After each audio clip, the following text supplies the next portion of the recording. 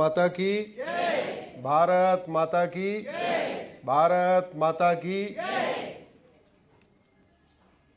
सबसे पहले इस पवित्र भूमि को प्रणाम करता हूँ। माँ अहिल्याबाई होलकर को प्रणाम करता हूँ। अपने उन सभी पूर्वजों को प्रणाम करता हूँ जिनके कारण मैं आज भी हिंदू हूँ और मेरा नाम अश्विनी उपाध्याय है। गुरु तेग बहादुर जी को, गुरु गोविंद सिंह जी को प्रणाम करता हूँ। छत्रपति शिवाजी महाराज, संभाजी महाराज को प्रणाम करता हूँ और अपने उन सभी पूर्वजों को प्रणाम करता हूँ जिन्होंने जजिया देना स्वीकार किया, बहुत सारी यातनाएं झेली, लेकिन सनातन धर्म को नहीं छोड़ा, सनातन संस्कृति को नहीं छोड़ा, हिंदू बने रहे। इसीलिए आज हम वसुधैव कुटुंबकम के बारे में चर्चा करते हैं, नारी तू नारायणी की बात करते हैं, यत्र नारस्तु पूज्यते रमन्ते तत्र देवता की बात करते हैं, सर्वमंगल मांगल्ये शिवे सर्वा साधिके की बात करते हैं और सबका साथ सबका विकास की बात करते हैं। आज का ये कार्यक्रम मेरे लिए इसलिए महत्वपूर्ण है क्योंकि आज बहनें ज़्यादा हैं, भाई कम हैं। सामान्यतः भाई ज़्यादा होते हैं, बहनें कम होती हैं। अच्छा होता कि जितनी बहनें आई हैं साथ में भाई को भी ले आती तो और अच्छा हो जाता कार्यक्रम, ये सामूहिक रूप से चर्चा हो जाती। आज आपने विषय रखा है समरसता से समर्थता। तो पहले थोड़ी देर बात कर लेते हैं समर्थता की। समर्थ हम कैसे बनते हैं? समर्थ बनने के लिए बेसिक रिक्वायरमेंट क्या है? हमारा शरीर स्वस्थ हो, शारीरिक विकास हो, लेकिन चारित्रिक विकास न हो तो हम समर्थ कहलाएंगे क्या? जोर से बोलिए जरा। हमारा शारीरिक विकास हो लेकिन नैतिक विकास न हो, शारीरिक विकास हो लेकिन बौद्धिक विकास न हो, शारीरिक विकास हो लेकिन आध्यात्मिक विकास न हो, शारीरिक विकास हो लेकिन सामाजिक विकास न हो, शारीरिक विकास हो लेकिन संवेगात्मक विकास न हो, शारीरिक विकास हो लेकिन भावनात्मक विकास न हो, शारीरिक विकास हो लेकिन संवेगात्मक विकास न हो, तो उसे अच्छा व्यक्ति कहेंगे क्या? नहीं। वैसे ही कोई भी राष्ट्र जिसका भौतिक विकास तो हो, एयरपोर्ट अच्छे अच्छे हो, बुलेट ट्रेन भी हो उसके पास, हाईवे भी हो, ठीक है, कारें अच्छी अच्छी हो, बाथ टब बड़े बड़े हो नहाने वाले, उसका भौतिक विकास हो लेकिन उसका आध्यात्मिक विकास न हो, चारित्रिक विकास न हो, नैतिक विकास न हो, बौद्धिक विकास न हो, आध्यात्मिक विकास न हो, तो उस राष्ट्र को अच्छा राष्ट्र कहेंगे क्या? जोर से बोलिए जरा। देखिए, मैं एक तरफा बात नहीं करता। हमारी बात से सहमत नहीं है तो कह दीजिए नहीं आप गलत बोल रहे हैं, लेकिन सहमत है तो जो कुछ सहमत है असहमत है जोर से बोलिए, क्योंकि आपकी आवाज़ जाएगी। जो भी लाख 1 करोड़ 2 करोड़ लोग देखेंगे तो कम से कम पता तो चले बहनों की आवाज़ आ रही है। अल्टीमेटली आवाज़ तो यहीं से कैच हो रही है। अब जैसे मनुष्य का शारीरिक विकास होता है, ऐसे देश का भौतिक विकास होता है। तो भौतिक विकास कौन करता है? Ministry of road transport, ministry of civil aviation, ministry of finance, ministry of industries, ministry of commerce. ये देश का कौन सा विकास करते हैं? भौतिक विकास। और 3 डिपार्टमेंट हैं जो किसी भी देश का आध्यात्मिक विकास करते हैं, नैतिक विकास करते हैं, चारित्रिक विकास करते हैं, बौद्धिक विकास करते हैं। वो 3 डिपार्टमेंट हैं, ministry of education, ministry of law और मिनिस्ट्री ऑफ कल्चर। बाकी 50 डिपार्टमेंट होते हैं। ये मान के चलिए कि 47 डिपार्टमेंट भौतिक विकास करते हैं, लेकिन उसका देश का आध्यात्मिक, चारित्रिक, नैतिक विकास केवल 3 डिपार्टमेंट करते हैं। Ministry of law, ministry of education, ministry of culture. हमारी इतनी बड़ी परंपरा रही, इतनी हमारी महान संस्कृति रही, हमारे साथ गड़बड़ यह हुआ कि मुगल काल में हमारा वो तीनों डिपार्टमेंट तो काम किया नहीं, डिपार्टमेंट ही नहीं था, हम तो गुलाम थे। अंग्रेज आए, उनसे भी कोई लेना देना नहीं था। अब हम हो गए 1950 में स्वतंत्र, 47 में स्वतंत्र हो गए, 51 से अपना सरकारें बनने लगी। अब 1951 के बाद आप 3 मंत्रालय के मंत्रियों को नोट करिए। नेहरू मंत्रिमंडल से मनमोहन मंत्रिमंडल के शिक्षा मंत्रियों की लिस्ट बनाइए, नेहरू मंत्रिमंडल से मनमोहन मंत्रिमंडल के कानून मंत्रियों की लिस्ट बनाइए, और नेहरू मंत्रिमंडल से मनमोहन मंत्रिमंडल के संस्कृति मंत्रालय की लिस्ट बनाइए। फिर आपको समझ में आएगा इन तीनों ने भारत का नैतिक उत्थान, शारीरिक उत्थान, बौद्धिक उत्थान, आध्यात्मिक उत्थान करने की बजाय भारत को रिवर्स गियर में लेके चले गए। और समरसता भौतिक विकास से नहीं आती, भौतिक विकास से तो टकराव होता है। आप 2 पहलवान खड़ा कर दीजिए, अगर उनके अंदर नैतिकता नहीं है तो दोनों एक दूसरे को मार मार के एक दूसरे को खत्म कर देंगे। 2 सांड खड़ा कर दीजिए, देखिए कैसे फूफा फूफा के एकदम आपस में, क्यों? शारीरिक विकास दोनों सांडों का हो गया, लेकिन उनका आध्यात्मिक भौतिक विकास तो हुआ ही नहीं। तो भौतिक विकास क्या करता है? टकराव पैदा करता है। आध्यात्मिक विकास, नैतिक विकास, चारित्रिक विकास, बौद्धिक विकास क्या करता है? समरसता। तो समरसता को ठीक करना है तो क्या करना पड़ेगा? सरकार के 3 मंत्रालयों को, चाहे वो केंद्र सरकार हो चाहे राज्य सरकार, इन सरकार के 3 मंत्रालयों को काम करना पड़ेगा। पहली बात तो सामाजिक समरसता पे, ये मेरी राय है, ये मेरी राय गलत भी हो सकती है। सामाजिक समरसता पे बहुत सारे लोग अपनी बात रखते हैं, तो इसलिए ये मेरी राय है, ये फाइनल राय मत मानिए। आप लोग चिंतन करिए कि जो मैं कह रहा हूं ठीक कह रहा हूं कि नहीं कह रहा हूं। सबके अलग अलग ओपिनियन है। ये भारत का संविधान भी सामाजिक समरसता की बात करता है। आप इसके प्रियम्बल से उठाइए, आर्टिकल 13, 14, 17 कहता छुआछूत खत्म कर दो।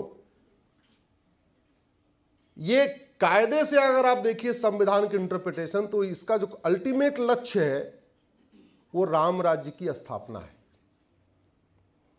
राम राज्य का वर्णन गोस्वामी जी ने उत्तरकांड में किया हुआ है, वाल्मीकि जी ने भी उत्तरकांड में किया हुआ है।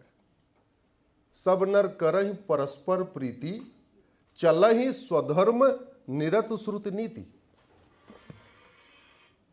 सारे नर परस्पर प्रीति करते हैं। क्यों करते हैं? क्योंकि चलहि स्वधर्म, सारे अपने अपने स्वधर्म का पालन कर रहे हैं। तो स्वधर्म का पालन करने से परस्पर प्रीति आती है, और स्वधर्म का ज्ञान तब होता है जब नैतिक उत्थान हो, बौद्धिक उत्थान हो, चारित्रिक उत्थान हो, आध्यात्मिक उत्थान हो। 2 into 2 is 4 करने से नैतिक उत्थान नहीं होता। फिजिक्स, केमिस्ट्री, जूलॉजी, बॉटनी, इसको पढ़ने से नैतिक, बौद्धिक, आध्यात्मिक, शारीरिक उत्थान नहीं होता। और आज की डेट में हमारे एजुकेशन सिस्टम में जोर किस पे है? इसी पे, आर्किमिडीज के सिद्धांत पे है, physics, chemistry, math, zoology, botany पे है। नैतिकता पे जोर है क्या? है जोर? नहीं। हमने इतना तक सोचा नहीं कि जिन अंग्रेजों ने 1929 में भारत को बर्बाद करने के लिए, भारत की शिक्षा व्यवस्था को बर्बाद करने के लिए सीबीएसई बोर्ड बनाया है, कम से कम उसका नाम तो बदल दें। दुनिया भर के नाम बदले, दुनिया भर के चीजों को बदला, लेकिन अपनी शिक्षा को तो बदल लें। कोई काम ही नहीं हुआ, बिल्कुल काम नहीं हुआ। अगर काम करते तो आज हम कहीं और होते। ये भगवान राम की भूमि है, भगवान कृष्ण की भूमि है, भगवान महावीर की भूमि है, गुरु गोविंद सिंह की भूमि है, गौतम बुद्ध की भूमि है, परम पूज्य शंकराचार्य जी की भूमि है, स्वामी विवेकानंद की भूमि है, रानी अहिल्याबाई होलकर की भूमि है। जिन लोगों ने पूरे जीवन स्वधर्म की बात किया, स्वधर्म को प्रमोट किया, और फिर भी लोग स्वधर्म नहीं मान रहे। इससे अच्छा तो जापान वाले हैं, कोई महापुरुष नहीं पैदा हुआ फिर भी हमसे ज्यादा वो स्वधर्म का पालन कर रहे हैं। इससे ज्यादा अच्छा सिंगापुर वाले हैं, कोई महापुरुष वहां नहीं पैदा हुआ फिर भी हमसे ज्यादा स्वधर्म का पालन कर रहे हैं। स्वधर्म सब नर करहि परस्पर प्रीति, चलहि स्वधर्म निरत श्रुत नीति, अल्प मृत्यु नहीं कौनो पीरा, सब सुंदर सब बिरो शरीरा, न दरिद्र को दुखी न दीना, नहीं कोई अबुध न लक्षण ही ना। रामराज में इसका वर्णन आ रहा है। अब सवाल यह है कि सामाजिक समरसता आएगी कैसे? सामाजिक समरसता के लिए मेरा अपना मानना है, दो चीज होना चाहिए। शिक्षा में संस्कार हो और कानून का खौफ हो। जैसे दो सगे भाई आपस में झगड़ा तब नहीं करेंगे, परस्पर प्रेम से तब रहेंगे जब उनके अंदर संस्कार कूट कूट के भरा हो, लेकिन पिताजी का खौफ भी हो कि अगर प्रेम से नहीं रहेंगे तो पिताजी ठोके भी। तो परस्पर प्रेम कब आएगा? जब शिक्षा में संस्कार हो, कानून का खौफ हो, उसी से प्रेम आएगा। ये कहीं भी, और घर में भी उठा के देख लीजिए, समाज में भी उठा के देख लीजिए। आखिर हमारे देश में एक दबंग आदमी एक गरीब के जमीन पे कब्जा क्यों कर लेता है? जापान का एक दबंग एक वहां की गरीब की, दबंग से मतलब समृद्ध आदमी, एक गरीब की जमीन पे कब्जा क्यों नहीं करता? सिंगापुर में क्यों नहीं करता? समरसता हमारी इसलिए टूट रही है क्योंकि हमारी न्यायिक व्यवस्था समरसता को तार तार करने वाली है। सामाजिक समरसता इसलिए टूट रही है, ये शहरों में जो चल रहा है, आपको सामाजिक समरसता देखना, थोड़ा गांव में जाके देखना पड़ेगा कि सामाजिक समरसता टूटती क्यों है। और मैं शुद्ध गांव का रहने वाला हूं। हमने 5वीं तक आम के नीचे बैठ के पढ़ाई किया है। ए फॉर एप्पल हमने 6वीं में जाके पढ़ा है। उसके पहले ए कैसे बनता हमने 5वीं तक पता ही नहीं था। सामाजिक समरसता इसलिए टूट जाती है कि गांव का एक दबंग गरीब की जमीन पे कब्जा कर लेता है, गरीब कुछ नहीं कर पाता, तो क्या करता है? अपने 2-3 बेटों को लाठी लेके उसके सामने खड़ा हो जाता है, बोले हम ट्रैक्टर नहीं चलाने देंगे। फिर वो दबंग थानेदार को 50,000 रुपए देता है और उसके खिलाफ एफआईआर करवा देता है, झूठी एफआईआर करवा देता है, मात्र 50,000 रुपए में झूठी एफआईआर। अभी झगड़ा दो में था, एक दबंग और एक गरीब में। एक ने जगह कब्जा किया, दूसरे की जगह पे कब्जा हुआ, लेकिन जैसे वो झूठी एफआईआर हुई, आपका रास्ता खुल गया सामाजिक समरसता टूटने का। क्यों? क्योंकि पुलिस अब जांच करने आएगी। जब जांच करने आएगी तो दबंग अपने पक्ष के लोगों को इकट्ठा करेगा। तो मान लीजिए 100 घर थे तो 20 लोगों को दबंग ने अपने पक्ष में ले लिया, हमारे पक्ष में गवाही दो पुलिस को। तो गरीब भी क्या करेगा? वो भी 15-20 को ले लेगा। तो दबंग जिस जाति का था वो सारे जाति वाले एक तरफ हो गए, और गरीब जिस जाति का था, उसमें हिंदू ब्राह्मण क्षत्रिय वैश्य का मतलब ही नहीं है, मतलब जिस भी जाति का था गरीब, उसने अपने जाति वालों को इकट्ठा कर लिया। क्यों? क्योंकि अब जांच शुरू हो चुकी है, एफआईआर हो चुका है, तो जांच होगी, और जांच होगी तो दोनों पक्षों के गवाह बयान होंगे। अभी समरसता 2 घरों में टूटी थी, एक दबंग एक गरीब में। जैसे जांच शुरू हुई 40 घरों की टूट गई, क्योंकि 20 उधर हो गए, 20 इधर हो गए। उसके बाद मामला कोर्ट में गया। कोर्ट में गया तो अब और गवाह चाहिए, क्योंकि मुकदमा जीतना है। अच्छा, दबंग का कुछ खर्च नहीं हो रहा है, क्योंकि दबंग ने गरीब की 10 बीघे जमीन पे कब्जा कर रखा है, तो जितना उससे पैदावार हो रही है उसी से कोर्ट का काम धाम कर रहा है। उसको तो बल्ले बल्ले, उसको कोई अपनी जेब से नहीं जा रहा है। लेकिन गरीब जिसकी 10 बीघे जमीन थी, उसकी 10 बीघे जमीन पे कब्जा भी हो रखा है, और ऊपर से वो बेचारा कोर्ट भी दौड़ रहा है, थानेदार के यहां थाना भी जा रहा है, हर महीने तारीख भी जा रहा है।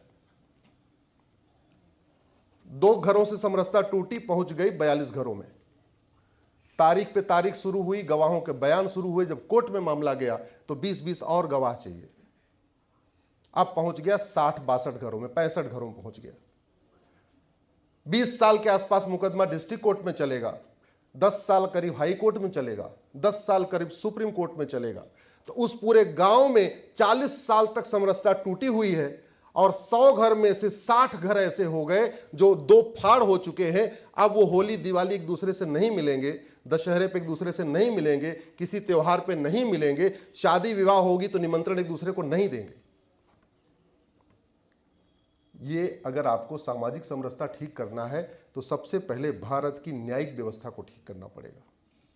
आज की न्यायिक व्यवस्था, आज की पुलिस व्यवस्था, आज की प्रशासनिक व्यवस्था पूरी तरीके से दबंग के पक्ष में है।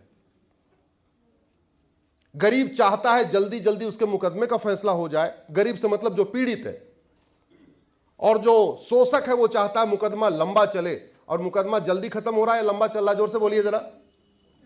लंबा। तो न्यायिक व्यवस्था किसके पक्ष में हुई? शोषक के पक्ष में हुई। भारत का संविधान कहता है, आर्टिकल 47, नशाबंदी करो। बड़ी लंबी चर्चा हुई थी, क्यों नशाबंदी करना। एक आर्गुमेंट यह भी आया था कि सबको खाने और पीने का अपना फंडामेंटल राइट होना चाहिए, कम से कम नशा वशा पर रोक नहीं लगनी चाहिए।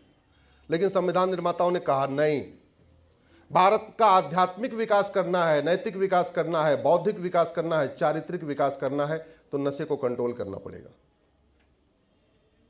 इसलिए आर्टिकल 47 आया। बड़ी लंबी चर्चा हुई, महावीर त्यागी जी ने इसमें बहुत अच्छा भाषण दिया है जब संविधान सभा में इस पर बहस हो रही थी। आज क्या हो रहा है? हुक्का बार का लाइसेंस कौन देता है? जोर से बोलिए जरा। बियर बार का लाइसेंस कौन देता है? डांस बार का लाइसेंस कौन देता है? सट्टा बार का लाइसेंस कौन देता है?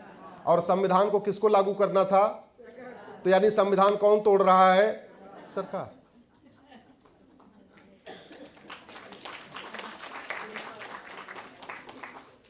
अब ये तो हो गया आपका एक पहलू। इसके आगे जरा सोचिए।